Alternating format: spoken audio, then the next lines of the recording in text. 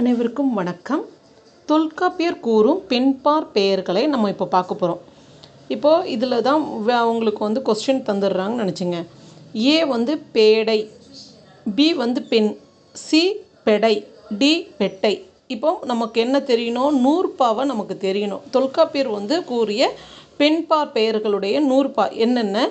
பேடையும் பெடையும் பெட்டையும் பெண்ணும், மூடும் நாகும் கடமையும் அழகும், மந்தியும் பாட்டியும் பிணையும் பிணவும், அந்தம் சான்ற பிடியோடு பெண்ணே.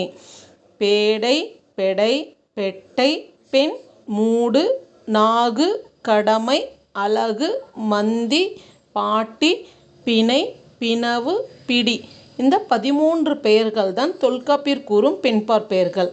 அப்போது நம்ம இதில் எப்படி ஆன்சர் கண்டுபிடிப்போம்னா, பேடை முதல் வருது, அப்புறம் பெடை, அதுக்கப்புறம் என்ன பெட்டை, அதுக்கப்புறம் தான் பெண்.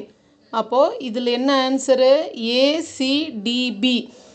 ஏ பேடை முதல் வருது, சி பெடை, டி பெட்டை, அதுக்கப்புறம் தான் பெண். அப்போது முதல் நம்பர் 1 தான் கரெக்டான விடை.